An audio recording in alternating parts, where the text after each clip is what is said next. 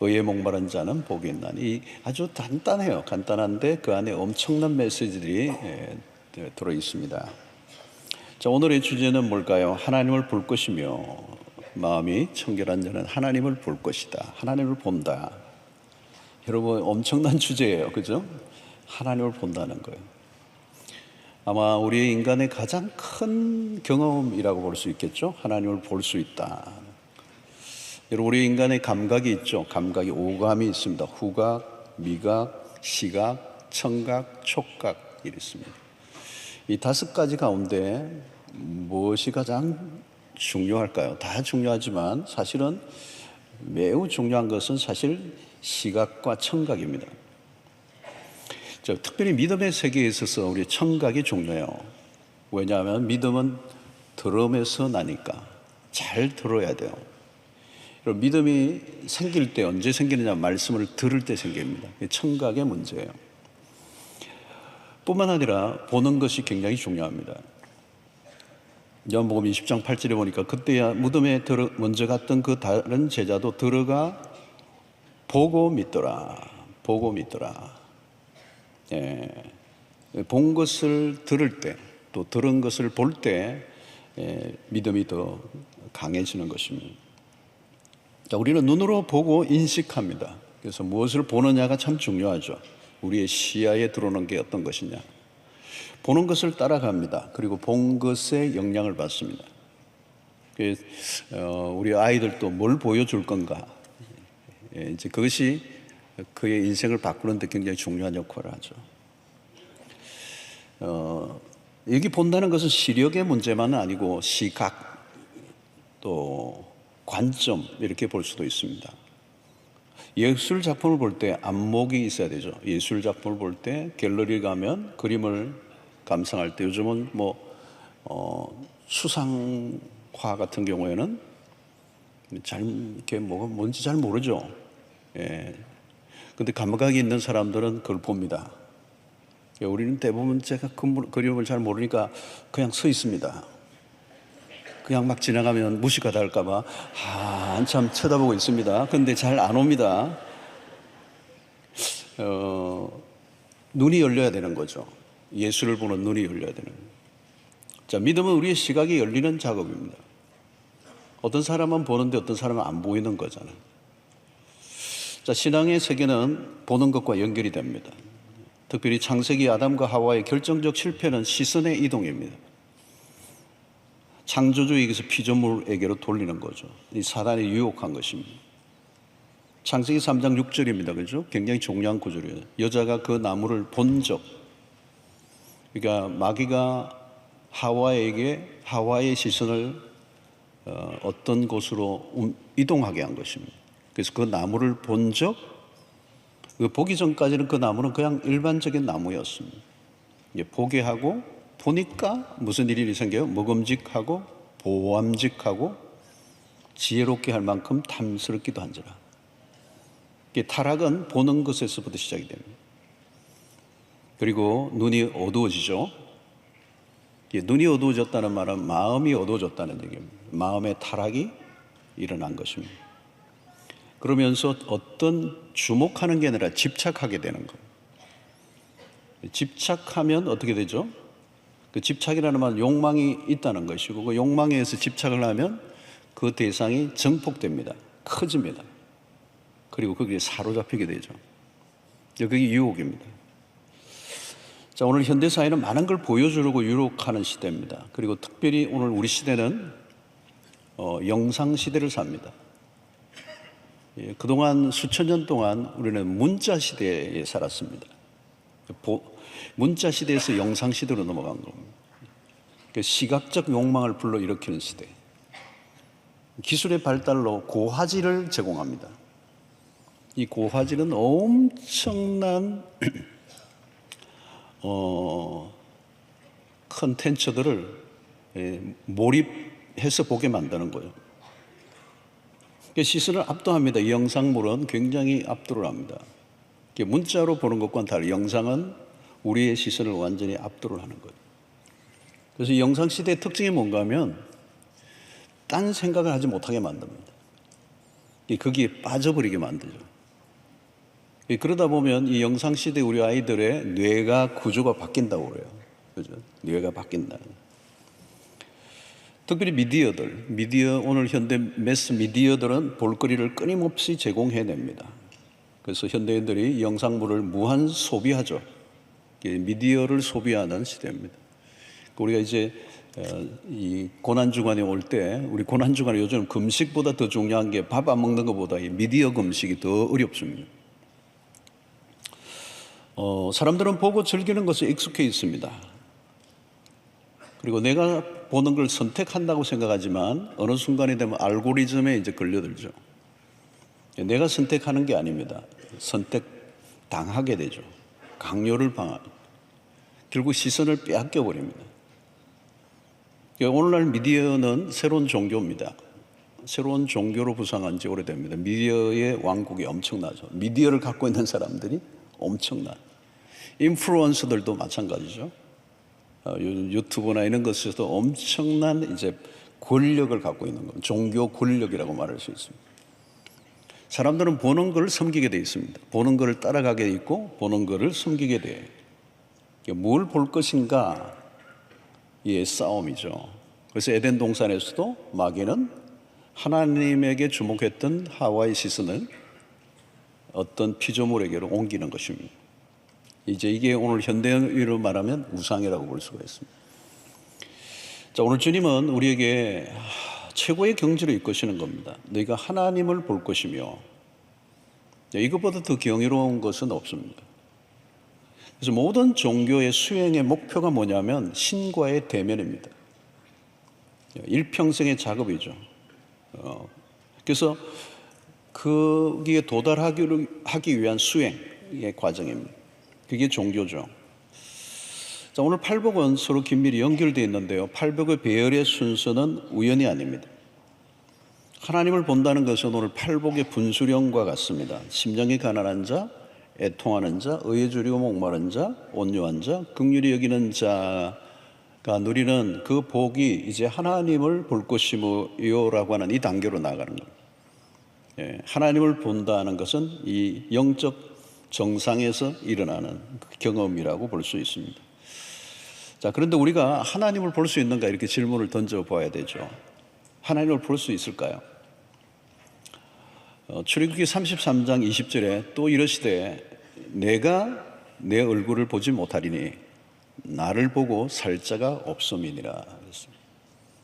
하나님이 모세에게 한 말입니다. 너가 내 얼굴을 보지 못한다. 너가 나를 보면 죽는다. 가끔 하나님 보여주면 믿겠다 그런 분들이 계세요. 그럼 죽어요. 그죠? 예. 하나님은 육안으로 볼 수 있는 분이 아니죠. 죄인이 하나님을 볼 수가 없습니다. 그죠? 우리가 하나님 앞에 설 수 있는 존재가 아니라는 겁니다. 하나님은 창조주시고 그분은 초월자이시고 그분은 절대 타자이시죠. 시공간 안에 가두어둘 수 있는 분이 아닙니다. 우리의 이성 안에 갇힐 수 있는 분도 아니고, 어떤 분은 이해가 안 된다고 이해가 되는 하나님은 하나님이 아니죠. 우리의 이해 지성을 훨씬 넘어선 세계에 계신 우리의 시야에 들어오지 않는. 여러분 너무 크면 어떻습니까? 안 보이잖아요. 그죠? 우리가 지구에 살고 있지만 지구가 보입니까? 안 보이죠. 여러분 지구만 해도 엄청난 크기입니다. 사이즈가 엄청나죠. 우리 비행기를 타보면 끝도 없이 가요. 이 뉴욕 같은 데 가면 한 15시간 가잖아요. 끝도 없이.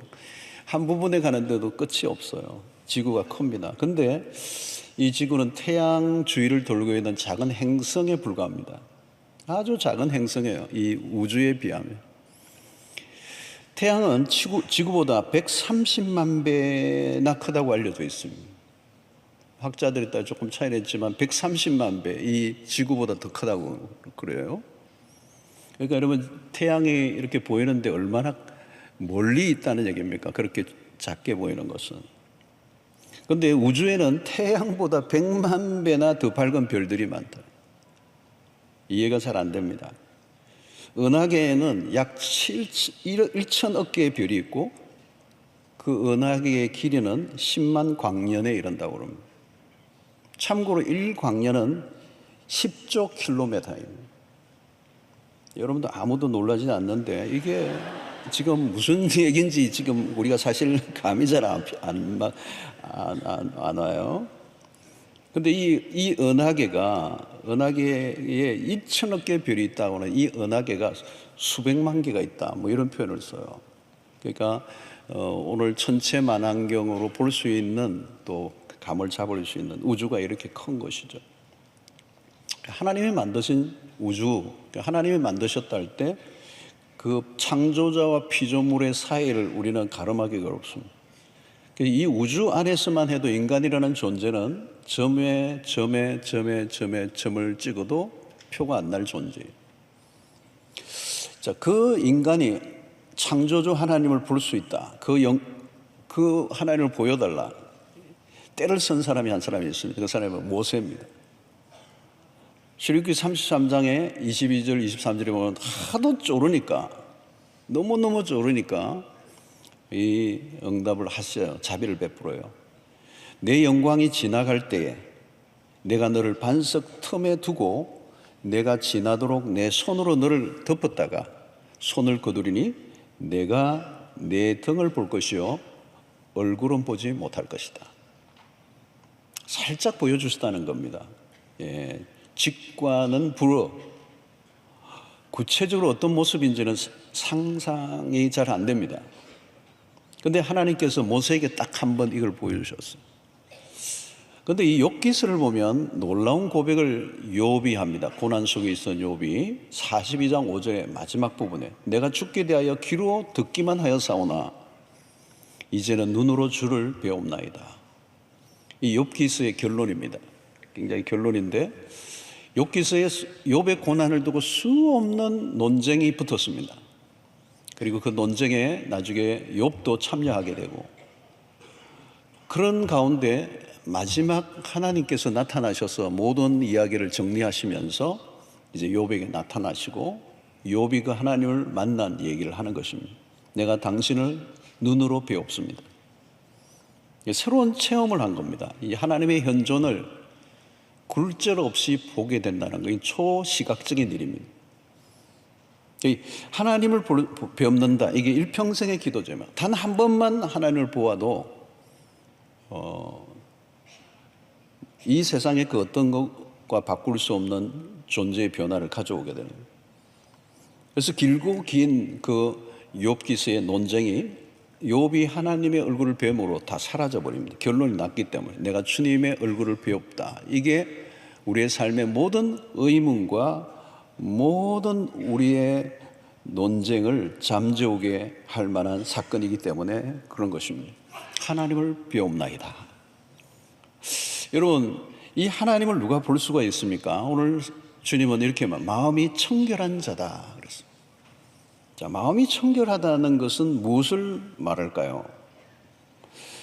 시편 24편 3절 4절에 볼까요? 여호와의 산에 오를 자가 누구며 그의 거룩한 곳에 설 자가 누구인가? 곧 손이 깨끗하며 마음이 청결하며 뜻을 허탄한 데 두지 아니하며 거짓 맹세하지 아니하는 자로다. 여기 손이 깨끗하며 이것도 다 손 자체를 말하는 게 아니라 마음의 청결함을 염두에 두고 말씀하고 있습니다. 히브리서 12장 14절에도 모든 사람과 더불어 화평함과 거룩함을 이루라. 이것이 없이는 아무도 주를 보지 못하리라. 여러분, 이 청결함이 어떤 것을 의미할까요? 윤리적 수준을 넘어선 얘기입니다. 전 존재의 순결을 의미하는 것입니다. 여기서 청결함은 타협 없는 헌신을 말합니다. 여러분, 우리 하나님을 볼 때 우리의 시야를 가리는, 우리의 시야를 방해하는 것들이 있는 거죠. 그것을 제거할 때 우리 안에 순결함이 오는 것입니다. 정결함이 오는 것입니다. 여러분, 우리의 시야를 방해하는 것들이 많습니다. 탐욕이 우리의 눈을 가립니다. 작은 것들이 눈을 가려요. 여러분, 돈의 눈이 어두우면 어떻게 되죠? 돈의 눈이 어둡다. 돈의 눈이 어두워졌다. 그런 얘기 하잖아요. 돈이 시야를 가린 것입니다. 그러니까 돈 하니까 늘 모든 게 돈에 놀리니까 그 돈이 시야를 가리니까 친구도 안 안 보이는 거 싹 사라져버리는 거예요. 뭐 어떤 데는 뭐 형제도 안 보이는 거, 돈이 딱 내 눈을 가리니까. 어떤 데는 부모도 안 보이고 자식도 안 보이고. 이 돈 자체가 아니죠. 돈에 대한 탐욕이 내 눈을 가려버리는 거예요. 그러니까 아무것도 안 보이고 모든 게 돈으로 보이는 거예요. 그래서 사람들이 오늘날 뭐 돈 하잖아요. 돈이 뭐 모든 걸 지배하는 세상을 우리가 살고 있어요. 아침에도 돈, 저녁에도 돈, 잘 때도 돈, 눈 뜨고도 돈. 모든 게 돈으로 보이는 거예요. 그래서 어떤 사람 얼굴만 좀 동그랗게 보여도 동전처럼 보이고, 이 돈이에요. 다 돈이에요. 이 자아를 잃어버리고 분별력이 없어져 버리는 거죠. 이렇게 식별을 하지 못하는 거죠. 여러분, 오늘 이 마음이 정결하다는 말을 히브리어에서는 이 마음을 말하는 거예요. 레버라고 하는 단어, 심장이라는 단어, 마음이라는 것은 근원적인 겁니다. 그 너의 외적인 정결이 아니라 이 내적 정결, 그걸 예수님이 강조합니다. 이제 예수님의 이 산상수훈에서 계속 집중적으로 다루고 있는 부분이 외형이 아니고 외적인 어떤 조건이 아니고 내면, 마음을 다루는 거죠. 이 바리새인들의 실수는 뭡니까? 그들은 겉만 깨끗하게 했다는 겁니다. 이 종교의 열심이죠. 종교적 열심으로 자기들의 그 죄악과 불결함을 커버하는 것.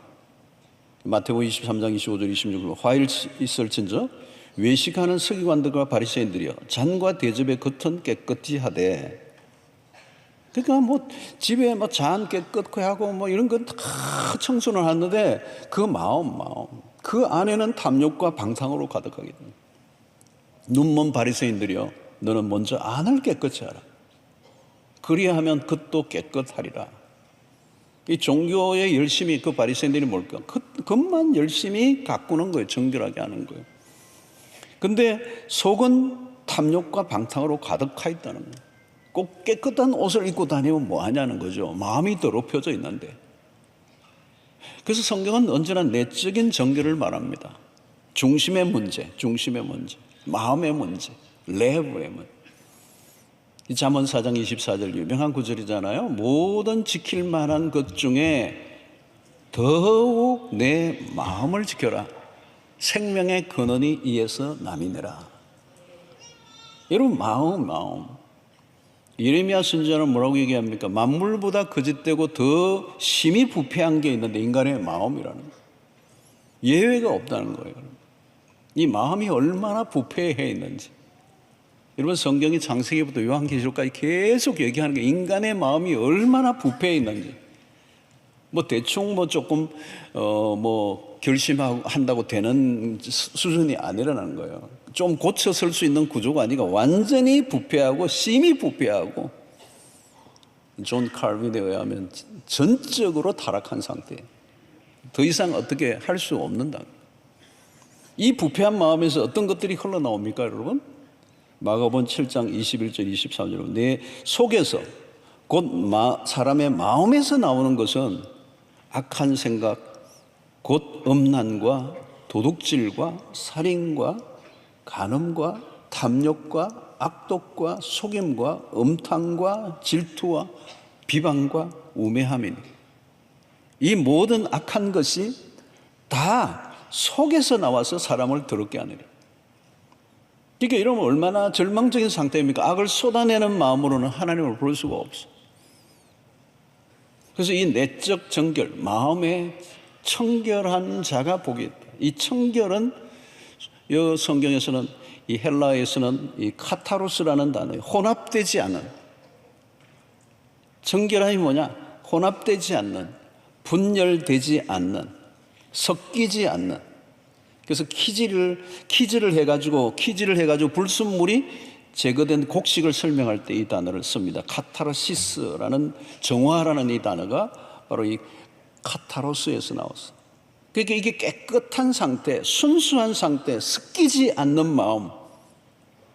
여러분, 우리가 뭘 할 때도, 하나님을 섬길 때도 마음이 깨끗하고 순수하고 단일한 마음이어야 된다는 거예요. 그 안에 마음이 이렇게 섞여 있어. 동기가 섞여 있어. 하나님을 예배하고 하나님을 섬기는데도 뭔가 섞여 있어. 복선을 깔아놓고 해. 하나님에 대한 싱글 마인드가 아니라 훅고싱이 안 돼. 일편단심이 아니야. 마음이 나누어져서 늘 왔다 갔다 하는 거죠. 여러분, 하나님을 향한 마음이 나누어져서는 안 된다는 거예요. 여러분, 부부 관계도 마찬가지죠. 여러분, 부부가 결혼을 하고 난 다음에는 다른 이성에게 자꾸 눈을 이렇게 돌리면 안 돼. 기웃거리면 안 되잖아요, 여러분. 그죠? 아, 내가 이거 잘못했는가 봐. 뭐 결혼하고 난 다음에 자꾸 그러면 안 되죠. 그러니까 한 사람이 두 주인을 섬기지 못한다는 거예요. 하나님이 그렇게 만들어 놓으셨어요. 두 사람을 동시에 만족시킬 수 없다는 거예요. 하나님을 사랑할 때도 어떻게 사랑해요? 마음을 다하고 그랬어요. 마음을 다하고 목숨을 다하고 뜻을 다해요. 일편단심입니다. 하나님을 향한 내 마음의 상태가 나누어져 있으면 안 된다는 거예요. 하나님은 혼합을 싫어해요. 혼합을. 하나님은 밥을 드신다면 잡곡밥은 안 드실 것 같아요. 썩는 거를 싫어해요. 역대하 16장 9절 여호와의 눈은 온 땅을 두루 감찰하사 전심으로 자기에게 향하는 자들을 위하여. 여기 전심으로예요. fully, wholeheartedness. 다 초점이 딴 생각을 하면 안 된다는 거예요. 두 마리의 토끼를 잡을 수 없다는 거예요. 동시에. 여러분, 우상숭배가 뭡니까? 우상숭배가 마음이 나누어져 있는 겁니다. 하나님도 섬기고 우상도 섬기는 겁니다. 여러분, 이스라엘 백성이요, 그냥 우상을 대놓고 섬긴 게 아니에요. 하나님도 섬겼어요. 그리고 우상도 섬긴 거예요. 그러니까 하나님이 그건 아니라는 거예요. 여러분, 우상이 뭡니까? 자기의 목적이 따로 있는 겁니다. 하나님의 목적이 아니고 자기의 목적이 있는데 하나님을 수단화하는 겁니다. 하나님을 이용하는 겁니다. 그럼 기도나 모든 것들도 하나님을 도구화하는 겁니다. 내 목적을 이루기 위해, 내 욕망을 채우기 위해서 하나님을 끌어오는 겁니다. 그러면 하나님이 우상이에요. 본인은 하나님을 섬긴다고 하는데 하나님이 내 목적을 이루기 위한 도구일 뿐이란 말이에요. 알라딘의 램프와 똑같아. 하나님 부르면 언제니 지니처럼 와서 내 손을 들어줘 라고 하는 존재가 된다면 하나님을 우상으로 섬긴 거예요. 내 욕망의 도구로 쓰는 거죠. 이게 오늘 여기에서 그건 아니라는 거예요. 그건 정결함이 아니라는 거예요, 여러분. 이스라엘 호세아서에서 특별히 행음, 이스라엘이 행음을 했다는 거예요. 간음을 했다. 이스라엘 백성들이 늘 행음을 했다는데 무슨 행음입니까, 여러분? 하나님과 이스라엘이 결혼한 관계로 비유를 하신 거예요. 내가 너의 남편이라는 거예요. 그 이스라엘 백성들이 끊임없이 우상을 섬기고 행음을 한 거예요. 그러니까 호세아서에서 계속 그 얘기를 하는 거예요. 돌아오라는 거죠. 순결하지 않은, 세상에 가서 끊임없이 다른 남자 애를 배워오는 그 호세아 선지자의 아내가 오늘 세상의 모습, 그리스도인의 모습이라는 거예요. 그러니까 부부관계에서도 순결하지 않은 상태로 부부관계가 유지가 될 수가 있겠습니까? 사는 게 같이 사는 게 아니잖아요. 순수함, 한 사람에게만 집중하는 태도, 이게 오늘 이 정결함, 청결함이라고 하는 메시지의 의미인 거죠. 여기에는 결국 뭐예요? 두 마음을 품지 않고 섞지 않고 오직 한 방향으로만 집중하는 태도, 하나님에게만 초집중하는 상태, 하나님만 바라는 것, 하나님만 구하는 것, 하나님에게만 주목하는 것, 하나님에게 몰입하는 것. 여러분, 몰입이 중요해요. 몰입이. 만유인력의 법칙을 발견한 뉴턴에게 어떻게 그걸 발견했느냐 이렇게 물으니까 그의 대답이 이거야. 내내 나는 그 생각만 하고 있으니까. 간단하다지만 그게 답이었습니다. 내내 하나님만 생각할 수 있느냐. 그렇죠? 이스라엘 백성들은 그게 아니에요. 여러분, 우리 시대의 약점이 뭡니까? 산만함이에요. 산만해. 그래서 집중력의 위기를 맞은 시대예요. 집중력이 오늘날 너무 우리가 짧아졌어요. 많은 사람. 우리 아이들은 더 심각해요. 왜 집중력을 잃어버리죠? 추구하는 게 너무 많은 거죠. 왜요? 내 안에 욕심 때문에. 그러니까 내 욕심이 있으니까 어디엔가 내가 욕망하는 것에 내 시선을 빼앗긴 겁니다. 그리고 그 내 시선을 빼앗는 욕망의 그 목표물이 너무 많아진 거죠. 그래서 여러분 이 산만함의 특징 가운데 하나가 뭘까요? 오늘 많이 일어나는 정신과적인 질병이 뭐예요? 주의력 결핍 과잉 장애 행동. ADHD죠. 요즘 아이들만 그런 게 아니에요. 어른들도 많아요. ADHD가 많아요. 주의력이 너무 떨어지는 거예요. 산만함이 가져다 주는 부작용이 뭔지 아세요? 학습 능력이 저하돼요. 오래 생각을 안 합니다. 깊이 사고하는 능력이 떨어졌습니다. 그러니까 조급하고 충동적이에요. 그리고 항상 들떠 있습니다. 그래서 만성적인 각성 상태라고 말해요. 그래서 여러분 이 만성적인 각성 상태가 되면요 잠이 잘 안 와요. 잠을 자고 싶어도 잠이 안 옵니다. 들떠 있어요. 뭔가 각성이 된 상태인 거예요. 이게 산만함의 특징입니다. 오늘 시대 포커싱이 아니에요. 더블 포커스예요. 너무 여러분 두 마리의 토끼를 동시에 쫓아가려고 하면 어떻게 돼요? 초점을 잃어버립니다. 그리고 아무것도 잡을 수가 없습니다. AI 시대 특히 여러분 요즘 모든 게 지금 AI에 관한 관심이 집중됩니다. 생각보다 지금 이 속도가 너무 빠르기 때문에 아무도 가름하지 못해요. 인류가 이게 어디로 우리를 데려다 줄지 무서운 시대를 우리가 맞고 있습니다. 초지능 시대예요. 매우 똑똑해져요. 묻기만 하면 다 답이 나와요. 내가 책 읽을 것도 없고요. 요즘 벌써 그래 됐어요. 책을 안 읽어요. 그래서 이렇게 글을 못 읽는 사람은 없지만 이제 책을 안 읽는 거예요. 책을 읽을 줄 모르는 시대. 그러니까 여러분 우리의 신앙이란 뭘까요? 묵상이라든가 사색이라든가 관조라든가 이게 기독교 역사 속에 굉장히 중요한 부분이거든요. 이게 뭐냐면 주의력이 없으면 이게 불가능한 거예요. 주의를 해야 되는데 집중을 해야 되는데 예배가 뭡니까? 집중하는 거잖아요. 하나님께. 기도가 뭡니까? 하나님에게 집중하는 거예요. 묵상이 뭡니까? 그분에게 집중하고 그분을 주목하고 그분 앞에 머물러 있고 그분에게 몰입되어 있는 상태. 그래도 죄가 가져다 주는 게 죄가 하는 일이 뭘까요? 주목하는 걸 다 망가뜨려 버리는 거예요. 하나님께 주목하지 못하도록 하는 거예요. 그리고 우리의 마음이 분산되게 하는 거예요. 여러분 마음이 산만하면 초점이 흐려지게 되죠. 하나님을 전심으로 바라는가 이 주제예요. 하나님을 전심으로 바라는가. 여러분 하나님을 향해 전심을 다하는 사람은 다른 걸 찾지 않습니다. 한눈 팔지 않습니다. 하나님 외에 다른 것에는 무관심해지죠.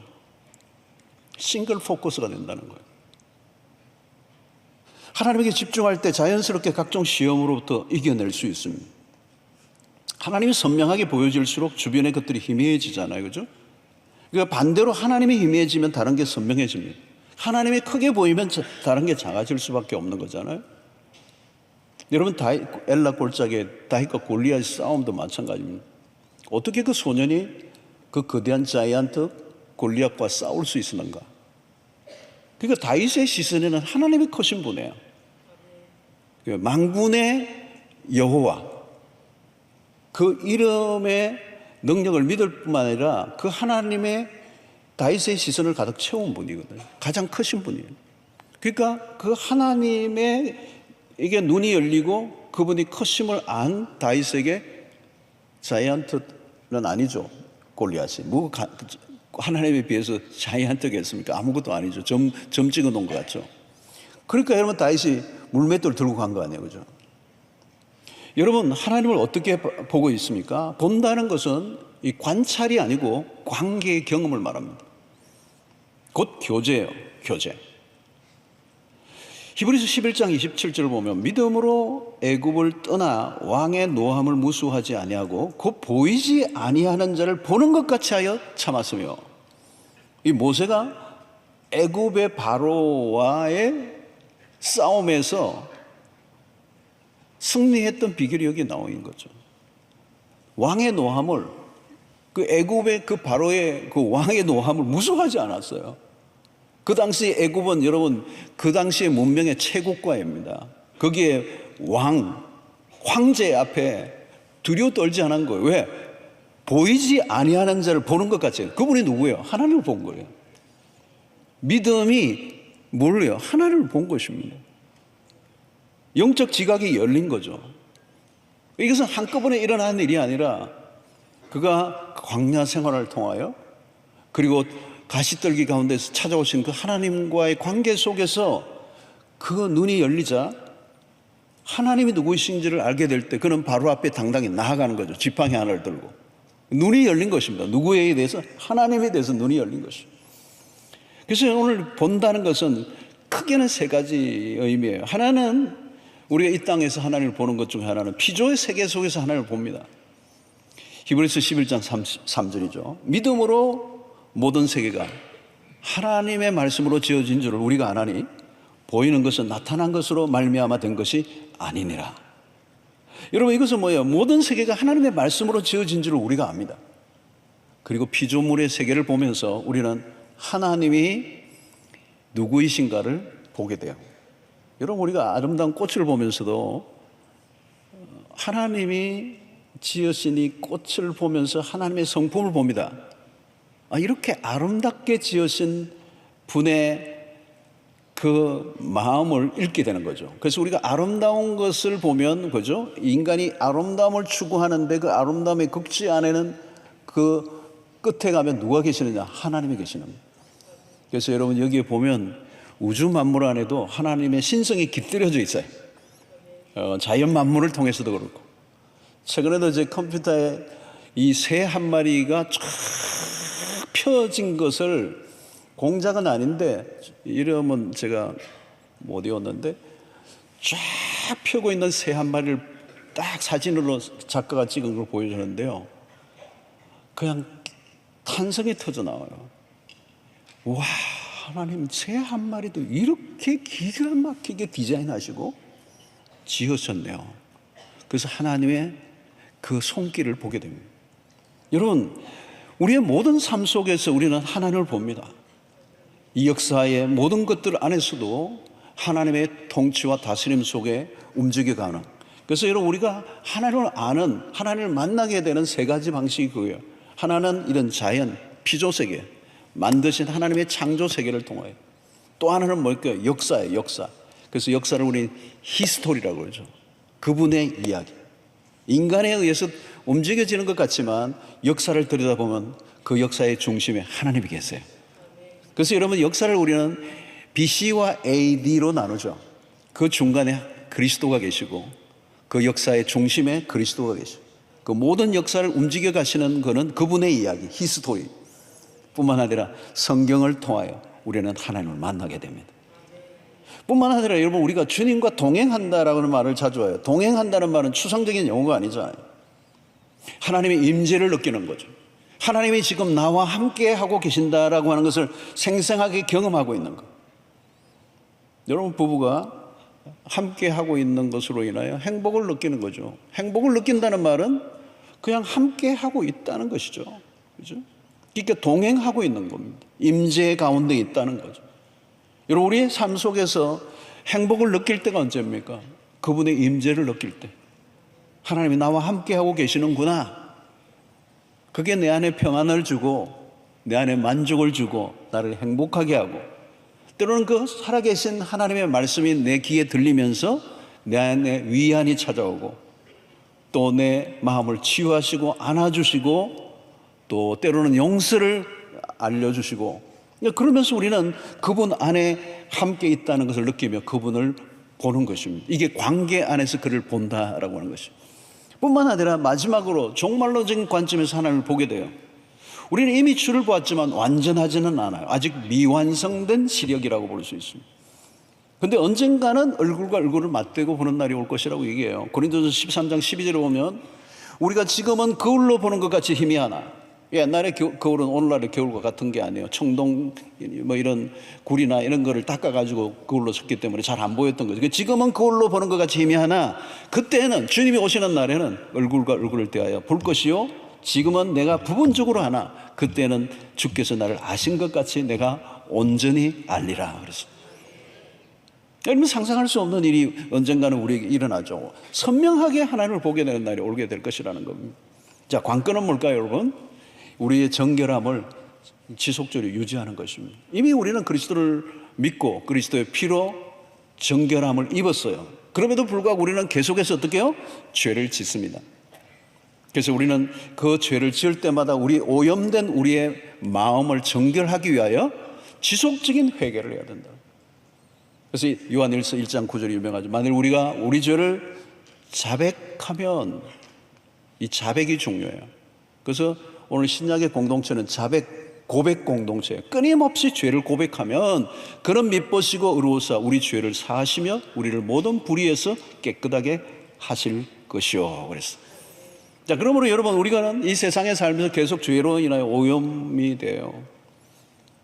뭐 그러고 싶지 않지만 나도 모르게 우리의 마음이 더럽혀져요. 나도 모르게 불순물이 끼어드는 거예요. 어떻게 해야 돼요, 여러분? 끊임없이 우리는 우리 자신의 죄를 고백하고 주님 앞에 용서를 구하고 우리의 영혼이 정결하게 되기 위하여 끊임없이 노력해야 된다는 거예요. 온몸을, 베드로와 주님과의 관계 속에서 온몸을 목욕할 필요는 없지만 계속 손발을 씻어야 되는 것처럼 끊임없이 우리 일상 속에 짓는 죄를 주님 앞에 고백하고 용서를 구하는 거예요. 여러분, 근데 우리 아담과 하와의 후손들에게 주어지는 치명적인 약점이 뭐냐면 우리는 우리의 죄를 자백하기보다는 숨기기를 더 잘하는 거예요.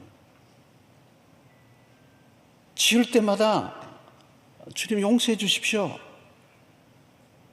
그리스도의 십자가 앞으로 나아가면 되는데 우리는 변명을 잘해요. 자꾸 감추려고 하는 거예요. 여러분, 우리 신앙생활에 매우 중요한 것은 우리는 완전해지려고 해서는 안 돼요. 완전해질 수 없어요. 완전해지려고 하지 말고, 이게 종교적인 노력이 그거예요. 바리새인들이 했던 게 뭐냐면 자기들의 행위로 완전해지려고 한 겁니다. 근데 우리는 완전해지지 못해요. 완전해지려고 하지 말고 정직해져야 돼요. 넘어질 때마다 자백하면 돼요. 자기의 행위로 자기가 의인인 것처럼, 의로운 것처럼, 죄를 안 지은 것처럼 커버하지 말고 자기의 죄를, 실수를, 연약함을 주님 앞에 정직하게 고백하고 회개하는 것입니다. 이게 신앙의 핵심입니다. 우리의 마음을, 우리의 영혼을 정결하게 하는 것. 우리의 종교로 노력해요. 바리새인들은 거룩을 추구했어요. 그런데 그건 외형적 추구였어요. 속은 더러웠어요. 회칠한 무덤이었어요. 탐욕으로 가득했어요. 위선으로 가득 찼어요. 하나님이 가장 싫어하시는 대상, 만날 수가 없어요. 여러분, 진정한 회개는 우리에게 새로운 마음을 허락해 주세요. 새 영을 허락하십니다. 영이 맑아져야 돼요. 여러분, 오늘 우리가 진정한 눈물, 회개도 여러분, 눈물도 거짓 눈물을 흘릴 수 있습니다. 어떤 분은 한참 울었더니 시원하다. 그거 회개 아닙니다. 진정한 회개예요. 그 진정한 회개는 뭐가 오는가요? 삶의 변화가 찾아옵니다. 똑같이 죄를 회개하는 것은 회개가 아닙니다. 여러분, 오늘 거룩과 청결, 그렇죠? 마음이 청결한 자가 하나님을 볼 것이다. 종교 생활은 오히려 우리의 눈을 가릴 수 있습니다. 자기 기만에 빠질 수 있어요. 성도 여러분, 우리가 신앙생활을 하면 할수록 우리의 영혼이 맑아져야 될 줄로 믿습니다. 때묻지 않는 영성이에요. 그러려고 하면 우리는 끊임없이 성령께 간구해야 합니다. 왜냐하면 성령은 거룩의 영이시기 때문에 그래요. 시편 51편 10절로 11절에 하나님이여 내 속에 정한 마음을 창조하시고 내 안에 정직한 영을 새롭게 하소서. 나를 주 앞에서 쫓아내지 마시며 주의 성령을 내게서 거두지 마소서. 이런 사울이 회개하지 않고, 다윗과 사울의 차이예요, 여러분. 사울은 회개가 없었어요. 결국은 하나님이 그를 어떻게 해요? 심판하시죠. 그리고 쫓아내세요. 그리고 짐승처럼 살다가 비참하게 끝이 나요. 지금 다윗이 이 얘기하는 거예요. 나를 주 앞에서 쫓아내지 말아 주십시오. 회개 없이 비참하게 버림을 받은 사울을 다윗은 떠오르고 있는 거예요. 주님, 나를 쫓아내지 마십시오. 주의 성령을 내게서 거두지 말아 주십시오.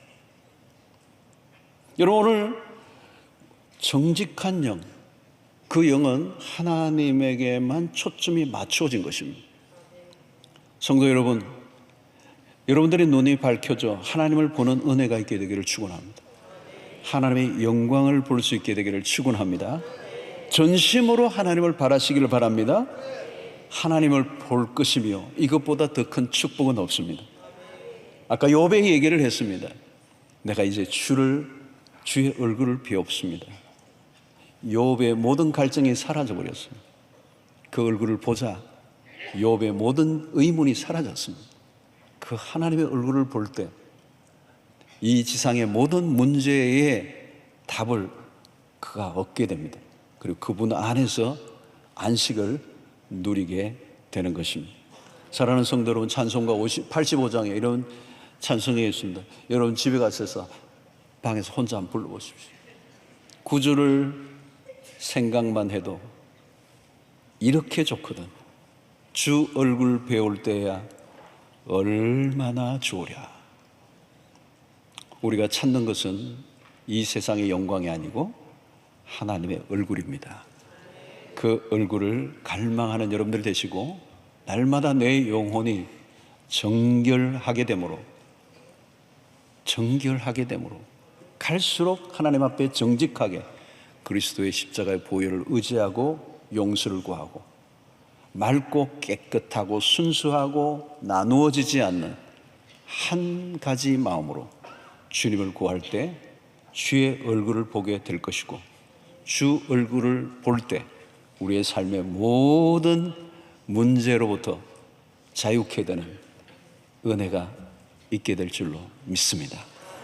딴 거 구하지 마세요. 주의 얼굴을 구하시기를 바랍니다. 그분의 얼굴을 목격하면 우리의 삶의 모든 문제가 떠나가게 될 줄로 믿습니다. 하나님, 오늘 우리에게 주신 말씀 기억하고 우리의 영혼이 그리스도의 보혈로 날마다 정결케 되게 하여 주시고 오직 주님만 구하게 하여 주시옵시고, 탐욕과 정욕으로 가득한 우리의 심령 가운데, 우상으로 가득한 우리의 심령 가운데 허다하게 많은 것을 쫓는 우리의 심령이 오직 한 가지의 마음으로 주님만을 바라고 구하게 하여 주셔서 우리가 주의 얼굴을 보는 은혜를 허락하여 주시옵소서. 예수님의 이름으로 기도하옵나이다. 아멘.